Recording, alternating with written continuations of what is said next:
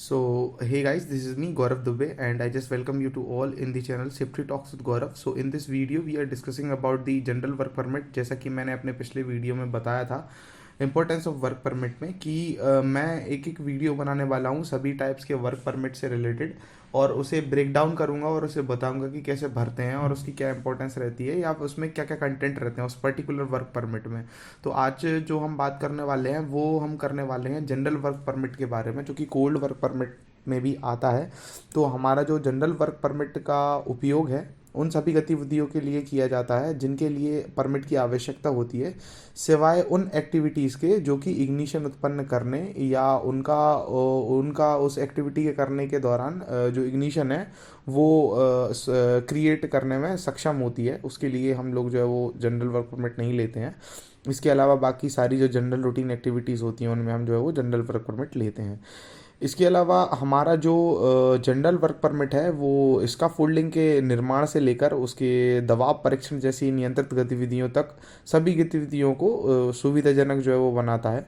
और हमारा जो जनरल वर्क परमिट है वो लगातार न्याय के 128 दिनों की अवधि के लिए भी मान्य कर सकते हैं, और काम करने के लिए जो भी work permit particular general work permit होता है उसमें यदि कोई भी चेंजेस करना होते हैं तो वो हमारी जो कंपनी है, हमारी जो ऑर्गेनाइजेशन है, उनके जो प्रबंधक हैं वो वही कर सकते हैं। और केवल ये सब वो तभी कर सकते हैं जब इसकी ज़रूरत हो या फिर ऐसा कुछ एक्टिविटी में कुछ ऐसा हज़ार्ड हुआ हो जो कि उसमें कुछ चेंजेस करने की ज़रूरत है। वो सारे हेड ऑफ़ द कंपनी के जो हेड ऑफ़ द डिपार्टमेंट्स रहते हैं उनके ऊपर रहता है, उनको इस चीज़ के लिए कॉम्पिटेंट पर्सन माना गया है।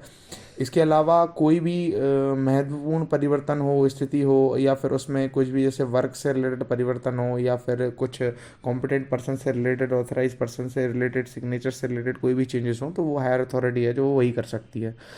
इसके अलावा काम करने के लिए पर्टिकुलर एक्टिविटीज़ में क्या क्या इक्विपमेंट्स हैं जो उस काम करने के दौरान हमें ज़रूरत है या लगने वाले हैं, या उस जिस पर्टिकुलर कंस्ट्रक्शन साइट पे या फिर जहाँ भी जिस भी निर्माण क्षेत्र में हम लोग काम कर रहे हैं उसमें क्या क्या कौन कौन सी शर्तें होने वाली हैं, वह सभी वर्क परमिट पर मेंशन्ड होती हैं।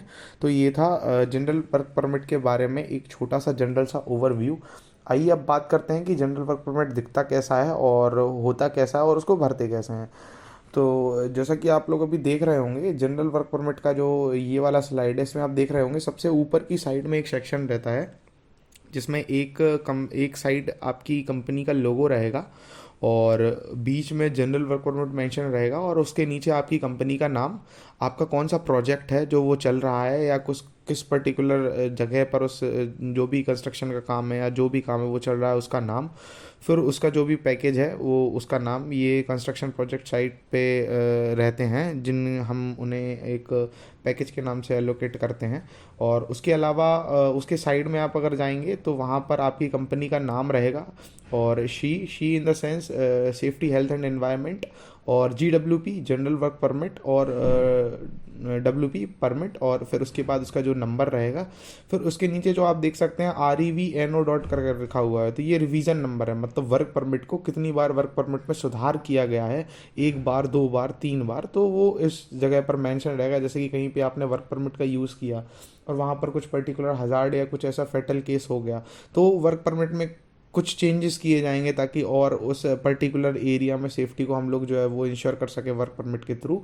तो जो रिवाइज्ड वर्क परमिट आएगा उसका नंबर रहेगा यहाँ पे 2, जितनी बार रिवाइज होगा उतना उसका नंबर जो है वो वहाँ पे होगा। उसके अलावा आप देख सकते हैं यहाँ पे पेज नंबर रहेगा। ये सबसे ऊपर का सेक्शन है जनरल वर्क परमिट का। उसके बाद आता है पार्ट 1 जनरल वर्क परमिट में जो बेसिकली रहता है।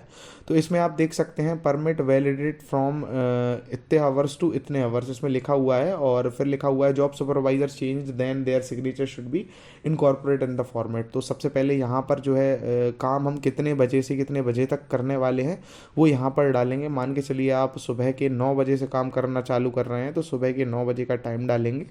फिर उसके बाद शाम के 5 या 6 बजे तक यहाँ पर काम चलेगा तो वो 2 के बाद हम यहाँ पर वो मेंशन करेंगे।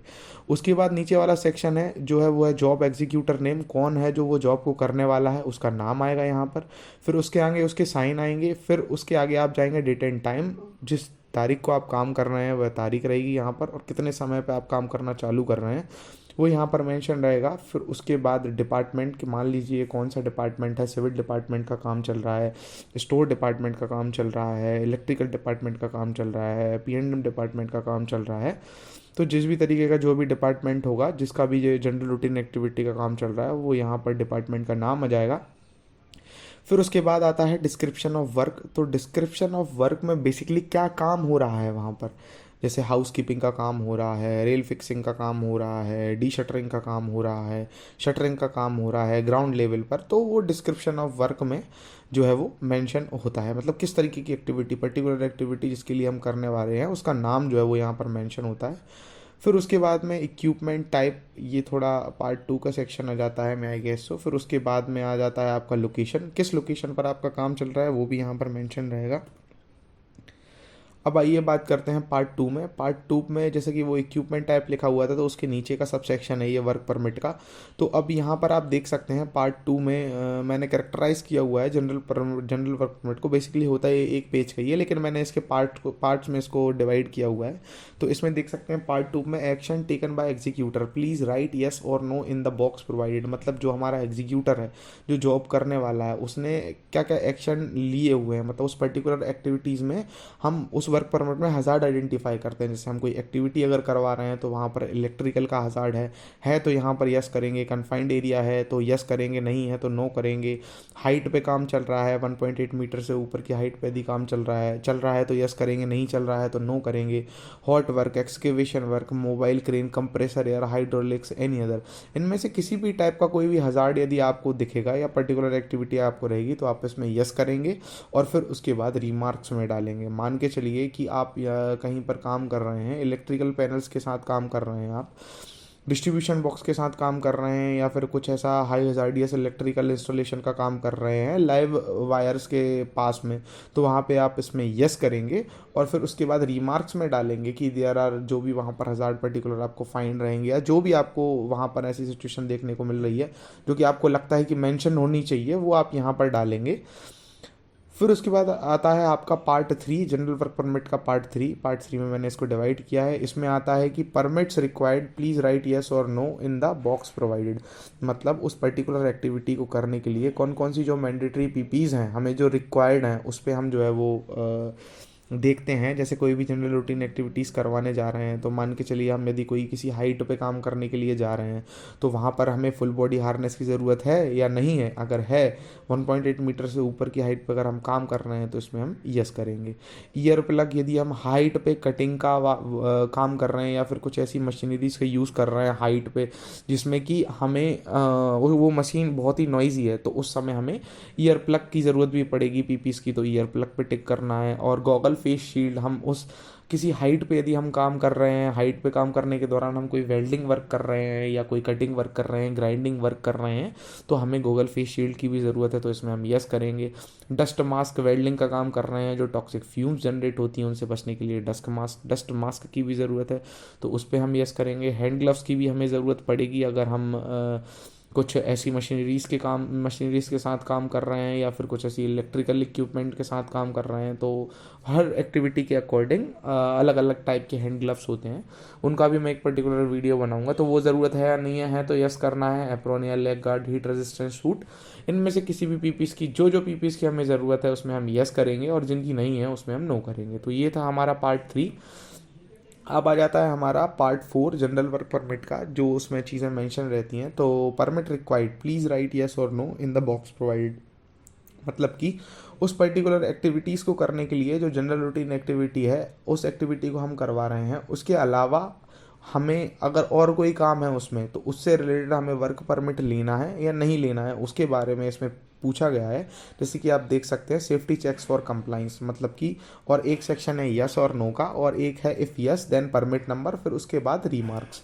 तो आप इसमें देख सकते हैं कि इसमें लिखा हुआ है, is electrical work permit required, is confined area permit required, is height work permit required, is hot work permit required, is excavation work permit required, if process isolation required, if yes then clearance from process department. इसका मतलब ये है कि उस activity तो जो हम general routine activities तो कर ही रहे हैं, लेकिन हम किस जगह पे कर रहे हैं, या उसकी कोई सब एक्टिविटी हम करने वाले हैं या नहीं करने वाले हैं। यदि कोई सब एक्टिविटी करने वाले हैं तो उसमें हमें कौन से वर्क परमिट की जो है वो और ज़रूरत पड़ने वाली है। जैसे कुछ हम हाई इलेक्ट्रिकल इक्विपमेंट्स के साथ, या फिर लाइव इलेक्ट्रिकल इक्विपमेंट के पास, या लाइव इलेक्ट्रिकल वायर के पास हम यदि कोई काम करने वाले हैं तो उसमें हमें इलेक्ट्रिकल वर्क परमिट लगेगा या नहीं लगेगा।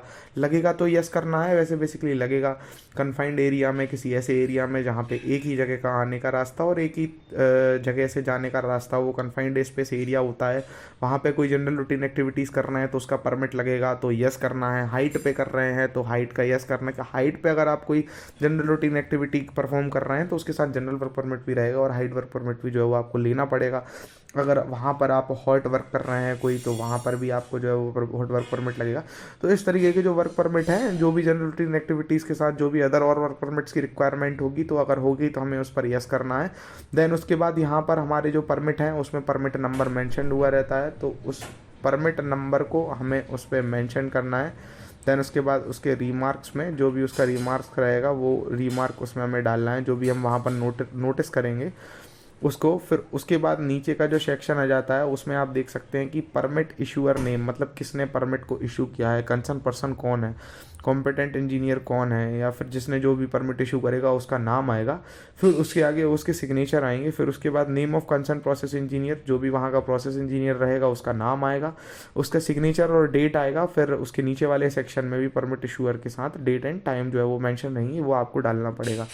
ये चीज़ काफ़ी ज़्यादा इंपॉर्टेंट हो जाती है, name of concern process engineer और परमिट इशूअर नेम। ये वर्क परमिट में काफ़ी ज़्यादा इंपॉर्टेंट चीज़ होती है, क्योंकि यही वो चीज़ है जो इंश्योर करती है कि हाँ भाई, इस बंदे ने आपको इस पर्टिकुलर जगह पर काम करने की जो है वो परमिशन दी हुई है। तो हमें हमेशा इंश्योर करना है कि पूरे वर्क परमिट को सही से फिलअप करके हमारा जो कंसर्न इंजीनियर है या जो कॉम्पिटेंट पर्सन है उससे ही हमें वर्क परमिट जो है वो इशू करवाना है, और उसके साइन हमेशा हमें लेना है और इसको सही से जो है वो हमें फिलअप करना है। अब इसके बाद बात करते हैं, अब आ जाता है जनरल वर्क परमिट का पार्ट 5। तो पार्ट 5 में basically closing of the work permit होता है, जब हमारा काम खत्म हो जाता है। जैसे कि आप देख सकते हैं, acceptance to be completed by the person who will carry out the job, then to be handed back is issuing person, I understand the work which is to be carried out and the method of work to be issued to ensure that it is carried out safely, no work will be carried out other than the work authorized by this permit। मतलब इसका मतलब ये है कि जो भी job executor है, जो भी जॉब को काम करवाने वाला है, वो इस वर्क परमिट को क्लोज कर सकता है, और वो ये इंश्योर करता है कि जो भी मैंने यहाँ पर काम करवाया है वो सेफली से सारा काम हो गया है। और इसको क्लोज करने के बाद में जो भी परमिट इशूअर है उसको वो जो है वो वर्क परमिट जा करके सबमिट करेगा, बताएगा कि साहब देखो हमारा जो काम है वो सेफली सक्सेसफुली हो गया है, ये वर्क परमिट क्लोज हो गया। क्योंकि हमारे जो वर्क परमिट की जो वैलिडिटी रहती है वो मुश्किल से 8 घंटे, या फिर बहुत से बहुत ज़्यादा कंस्ट्रक्शन साइट्स में हम 12 घंटे तक जो है वो वैलिड रहता है वर्क परमिट। तो क्लोजिंग में यहाँ पर उसके सिग्नेचर आएंगे, जो भी सुपरवाइज़र है उसके सिग्नेचर रहेंगे। यहाँ पर डेट आएगी, टाइम आएगा, कितने बजे वो क्लोज कर रहा है वो टाइम डलेगा, डेट डलेगी। फिर उसके बाद जो जॉब सुपरवाइज़र रहेगा उसका नाम रहेगा, साइन रहेंगे, और स्लैश में वो कौन सा कॉन्ट्रैक्टर है जो उस काम को परफॉर्म कर रहा है उसका नाम मेंशन रहेगा। फिर नीचे कंप्लीटेशन वाला सेक्शन आ जाता है, यहाँ पर भी सेम ही चीज़ अप्लाई होगी कि the above work is completed, man power deploy is removed from the working site. इसमें ये इंश्योर कर रहा है कि जो भी मैन पावर डिप्लॉय की गई थी साइट पे वो हटा दी गई है, काम हमारा जो था वो कंप्लीट हो गया है। उसके बाद में यहाँ पर उसके सिग्नेचर, टाइम और डेट, और जॉब सुपरवाइज़र के सिग्नेचर और कॉन्ट्रैक्टर का जो है वो नाम यहाँ पर मेंशन रहेगा। तो इस पे कुछ नोट भी दिए गए हैं कि this permit applies only to work in the local location described, मतलब ये वर्क परमिट उसी जगह पर वैलिड रहेगा जिस जगह पर, जिस लोकेशन पर आपने जो है वो मेंशन किया हुआ है, जिस लोकेशन को मेंशन किया गया है वहाँ के लिए ही ये वर्क परमिट वैलिड रहेगा। और this permit only applies to the person to whom it is issued, ये वर्क परमिट सिर्फ उसी पर्सन पर अप्लाई करेगा जिसने इसको इशू किया गया है।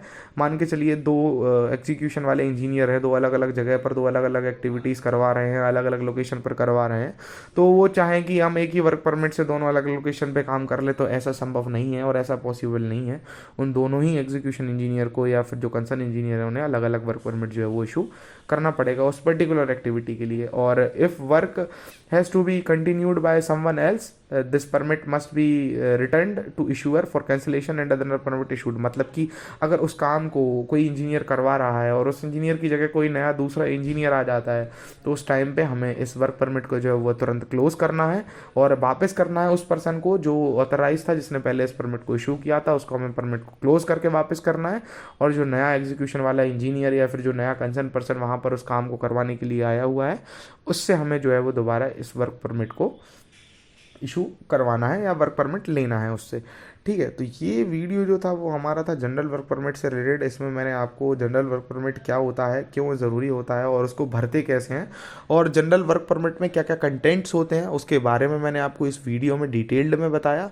आई होप सो कुछ हेल्प मिली होगी आपको कि जनरल वर्क परमिट को कैसे भरते हैं या फिर क्या क्या कंटेंट रहते हैं जनरल वर्क परमिट में। और मैं आशा करता हूँ कि आप लोगों को समझ में आया होगा। तो ऐसे ही इंटरेस्टिंग वीडियो के लिए इस वीडियो को आप शेयर कर सकते हैं आपके उन दोस्तों के साथ जो भी fire technology and safety engineering से रिलेटेड फैक्टफुल नॉलेज जो है वो गेन करना चाहते हैं।